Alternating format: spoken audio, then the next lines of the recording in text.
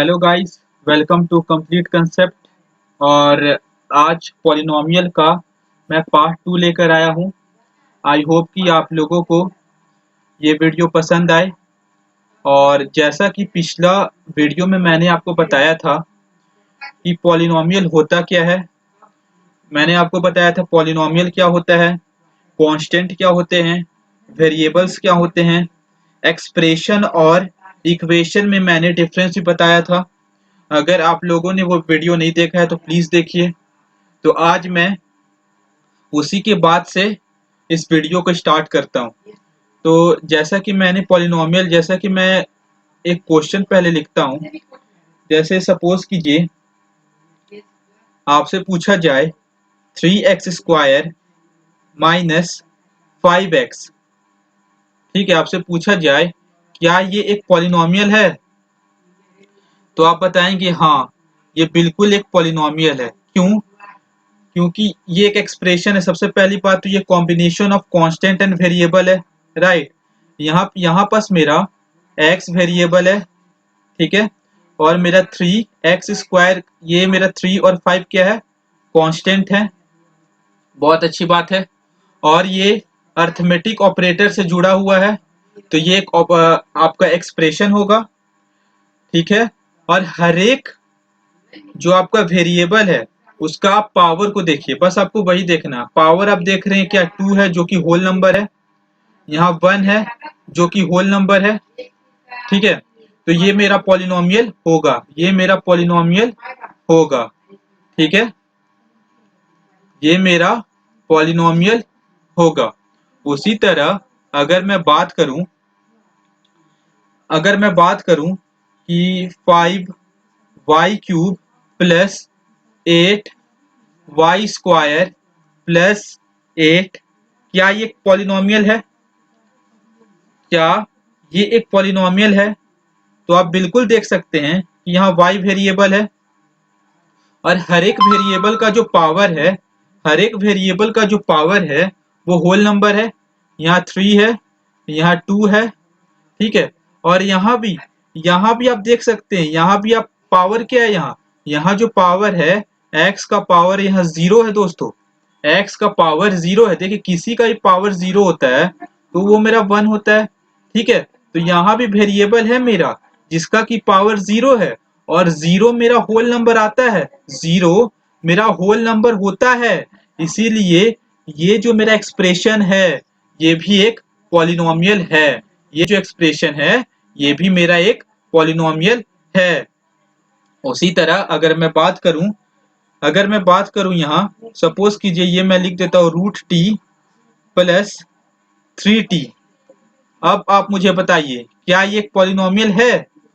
तो यहाँ क्या है, यहाँ वेरिएबल आपको क्या दिख रहा है, वेरिएबल आपका t है, वेरिएबल आपका t है। बट आप एक चीज देख सकते हैं कि जो मेरा t का पावर है, यहाँ t का पावर क्या है, t 1/2, ठीक है, प्लस 3t। यहाँ तो पावर 1 है जो कि होल नंबर है, लेकिन ये जो 1/2 है ये मेरा होल नंबर नहीं है। 1/2 मेरा होल नंबर नहीं है, होल नंबर नहीं है।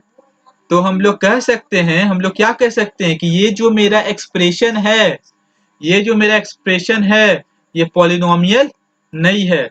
तो आप लोगों को पावर ध्यान से देखना है दोस्तों, पावर मेरा हमेशा होल नंबर होना चाहिए। मैं फिर से रिपीट करता हूँ, पावर हमेशा होल नंबर होना चाहिए, ठीक है। तो आज मैं आप लोगों को पॉलिनोमियल से रिलेटेड कुछ और टर्म के बारे में बताना चाहता हूँ। तो पहला टर्म है, टर्म्स क्या होते हैं। टर्म्स क्या होते हैं पॉलिनोमियल में, टर्म्स क्या होते हैं, कोफिशिएंट क्या होते हैं, ठीक है, कोफिशिएंट क्या होते हैं, कोफिशिएंट क्या होते हैं, डिग्री किसी पॉलिनोमियल का क्या होता है, डिग्री किसी पॉलिनोमियल का क्या होता है, ठीक है। तो आज हम लोग इस वीडियो में क्या देखेंगे कि टर्म्स क्या होते हैं, कोफिशिएंट क्या होता है और डिग्री क्या होता है, ठीक है। तो मैं आपको एक एग्जांपल के थ्रू आपको समझाने की कोशिश करता हूं। जैसे मान लीजिए मैं यहाँ एक एल्जेब्रिक एक्सप्रेशन लिखूं, बोले तो पॉलिनोमियल में लिखता हूँ x² प्लस 5x प्लस 3, ठीक है। ये मेरा एक पॉलिनोमियल है, कितना वेरिएबल में है, वन वेरिएबल में है और मेरा वेरिएबल कौन सा है, वेरिएबल मेरा एक्स है, वेरिएबल मेरा एक्स है, ठीक है। और देखिए आप, ये पॉलिनोमियल है, मैं यहाँ लिखता हूँ टर्म्स, मेरे पास तीन तीन टर्म है। कितना टर्म है मेरे पास, 3, ठीक है। कौन कौन सा टर्म है मेरा, एक्स स्क्वायर, 5x और 3, मेरे पास यहाँ तीन टर्म्स है। टर्म्स वो होते हैं जो कि कनेक्टर से जुड़े हुए रहते हैं, ठीक है। तो यहाँ मेरा कितने टर्म्स जुड़े हुए हैं आप लोग देख सकते हैं, एक्स स्क्वायर फिर प्लस आ रहा है, फिर 5x फिर प्लस आ रहा है, तो मेरा यहाँ टर्म्स कितने हुए, यहाँ मेरा टर्म्स हुए 3 टर्म्स, ठीक है। मेरा टर्म्स कितने हुए, 3 टर्म्स। उसी तरह अगर मैं लिख दूं x का power 7 plus 5x cube plus 3x square plus 2, यहाँ मेरे पास टर्म्स कितने हो जाएंगे, यहाँ मेरे पास टर्म्स हो जाएंगे 4, सिंपल 1 2 3 4, ठीक है। उसी तरह अगर मैं लिख दूं 8x9 plus 9x5 plus 7x6 plus आप कुछ भी लिख सकते हैं प्लस 5x5, बस आप 5x4, बस आपको देखना है कि जो मेरा पावर है वो होल नंबर होना चाहिए, दैट्स इट, ठीक है। तो मेरे पास यहाँ टर्म्स कितने हैं, टर्म्स मेरे पास यहाँ 1 2 3 4, मेरे टर्म्स कितने हैं बाबू, 4, ठीक है। एकदम ध्यान दीजिएगा। तो आई होप कि आप लोगों को टर्म्स समझ में आया होगा कि टर्म्स क्या होते हैं, ठीक है। अब मैं कोफिशिएंट के बारे में थोड़ा आप लोगों को बताना चाहता हूँ। टर्म्स आई होप कि आप लोगों को क्लियर हुआ होगा, ठीक है। तो अगर मैं यहाँ एक पॉलिनोमियल लिख दूं x का power 3 plus 3x square plus 2x plus 1, ठीक है। तो आप लोग आसानी से बता सकते हैं कि टर्म्स मेरे कितने यहाँ, टर्म्स मेरे कितने हैं, टर्म्स मेरे यहाँ कितने हैं, 4। और हर एक टर्म्स का एक कोफिशिएंट होगा, हर एक टर्म्स का एक कोफिशिएंट होता है जो कि कांस्टेंट होता है। क्या होता है, कांस्टेंट होता है। मैंने पिछले वीडियो में आप लोग को बताया था कि कांस्टेंट क्या होता है, ठीक है। तो अगर मैं बात करूं, पहला मेरा टर्म क्या है, एक्स क्यूब, ठीक है। दूसरा टर्म क्या है, 3x स्क्वायर, ठीक है। तीसरा टर्म क्या है, 2x। चौथा टर्म क्या है, 1। तो आप लोग देख सकते हैं एकदम सिंपल है। कोफिशिएंट क्या होता है, जो वेरिएबल के पहले कांस्टेंट रहता है, जो वेरिएबल के पहले कांस्टेंट रहता है उसी को हम लोग कोफिशिएंट कहते हैं। तो अगर मैं बात करूं कोफिशिएंट ऑफ एक्स क्यूब की, कोफिशिएंट ऑफ एक्स क्यूब, तो एक्स क्यूब के साथ क्या चीज मल्टीप्लाई में है, 1 मल्टीप्लाई में है मेरे भाई। अगर एक्स 1 को किसी के साथ मल्टीप्लाई करेंगे, ठीक है, तो क्या 1 इंटू एक्स क्यूब क्या आएगा, एक्स क्यूब आएगा। तो एक्स क्यूब का कोफिशिएंट क्या होगा, 1 होगा। उसी तरह एक्स स्क्वायर का कोफिशिएंट क्या होगा, 3 होगा, ठीक है। एक्स का कोफिशिएंट क्या होगा यहाँ पास, 2 होगा। अब बताइए यहाँ जो 1 है वो किसका कोफिशिएंट है, 1 किसका कोफिशिएंट है, तो 1 मेरा, मैंने आप लोगों को बताया था अगर मेरा कांस्टेंट है तो कांस्टेंट है तो ये मेरा x का पावर 0 का कोफिशिएंट है 1, ठीक है। x का पावर 0 का कोफिशिएंट है 1, ठीक है।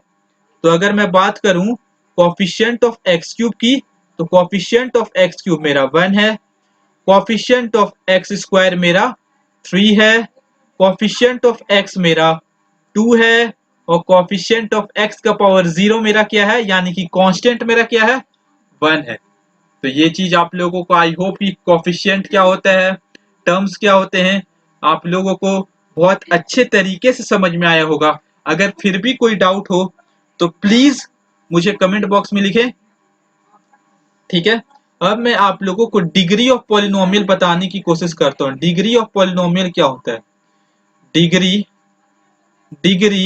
ऑफ पॉलिनोमियल क्या होता है, ध्यान से सुनिएगा, बहुत सिंपल है। डिग्री ऑफ पॉलिनोमियल क्या होता है, ठीक है। तो अगर मैं डिग्री ऑफ पॉलिनोमियल की बात करूं, तो जो कि मेरा हाईएस्ट पावर होता है, हाईएस्ट पावर होता है जो मेरा हाईएस्ट पावर किसी भी पॉलिनोमियल का हाईएस्ट पावर, हाईएस्ट, मैं फिर से रिपीट कर रहा हूं, हाईएस्ट पावर किसी भी पॉलिनोमियल का क्या कहलाता है?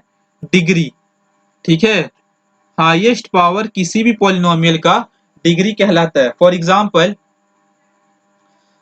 एग्जाम्पल ध्यान दीजिएगा, अगर मैं यहाँ एक पॉलिनोमियल लिखूं 2x4 minus 6x cube plus 4x plus 1, ठीक है, इसका आप डिग्री बताइए, इसका आप लोग डिग्री बताइए। तो आप लोग देखिए डिग्री क्या है, डिग्री मैंने क्या बताया? Highest power.